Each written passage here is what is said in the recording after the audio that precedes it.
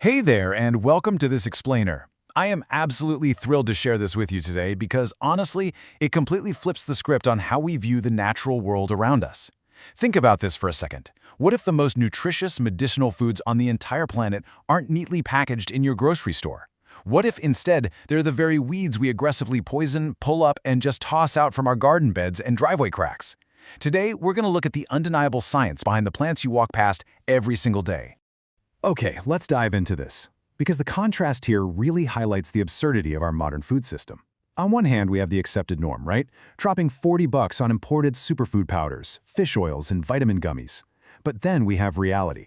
We're talking completely free, wildly superior nutrition that nature has patiently planted right outside your front door. We've basically been trained to believe that nutritional value has to be rare and expensive, but modern science is proving that our great-grandparents had it right all along. So here's our roadmap for this explainer. We'll kick things off with the free superfood revolution, then we'll move into the nutrient powerhouses, open up the natural medicine cabinet, take a look back at the forgotten ancient crops, and finally, we'll lock in the crucial rules for foraging safely and smartly. All right, part one, the free superfood revolution.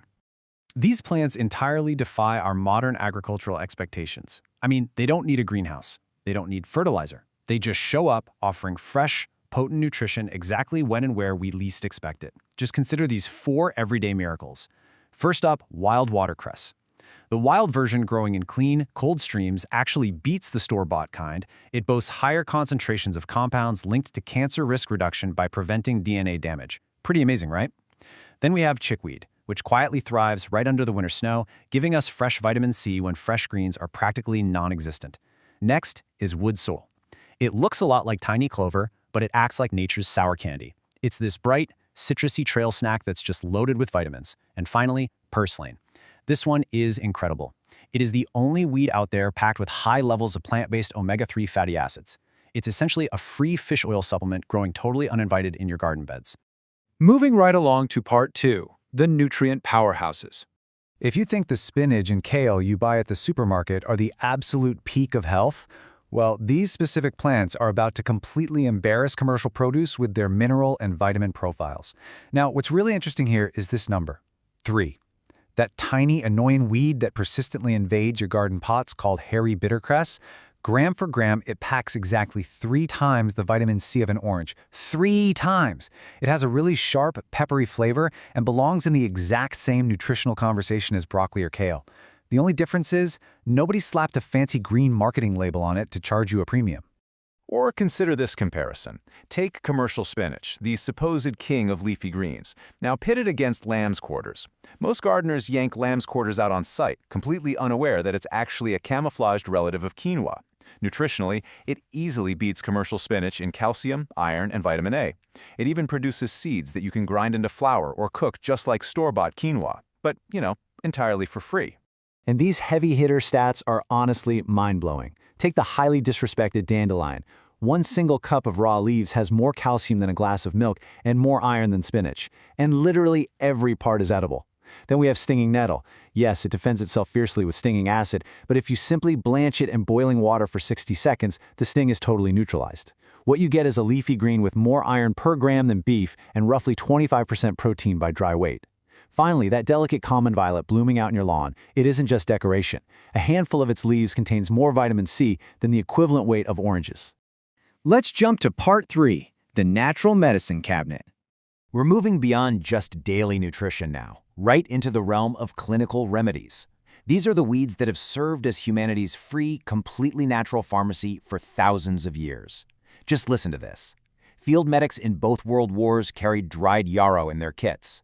Yarrow's scientific name is Achillea millefolium, named right after the Greek hero Achilles, who legend says used it to treat his soldiers' wounds. But this isn't just folklore. Modern, controlled laboratory studies confirm that yarrow contains specific hemostatic compounds that genuinely accelerate blood clotting. It's literally a first aid kit growing right there in the meadow. And the pharmacy just keeps going. Let's briskly pace through a few more of these remedies. Cleavers, those sticky weeds that grab onto your clothes, they actually act as a powerful lymphatic tonic. Common mallow is packed with mucilage that clinically soothes irritated throats and digestive tracts. Red clover is staggering. It's full of isoflavones that multiple randomized trials confirm significantly reduce menopausal hot flashes. Shepherd's purse is heavily loaded with vitamin K, which is absolutely vital for cardiovascular health and blood clotting. And hawthorn berries, they are so effective at improving exercise tolerance and supporting the heart that European regulatory bodies actually approve them for mild to moderate heart failure support. Here is another incredibly powerful number for you. 4. A randomized, double-blind, placebo-controlled trial found that elderberry extract shortened flu symptom duration by an average of 4 days. 4 whole days! You can go to the store right now and drop $30 for a tiny bottle of elderberry syrup. Or you can look to the wild hedge at the edge of the woods where elder grows totally free.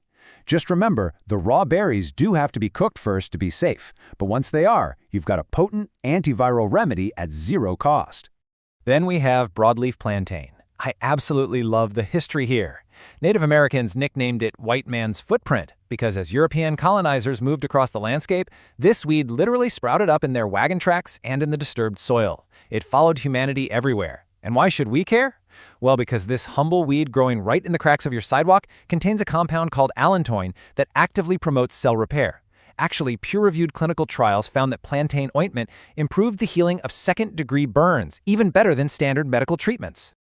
Let's move to part 4 and see how this builds, the forgotten ancient crops.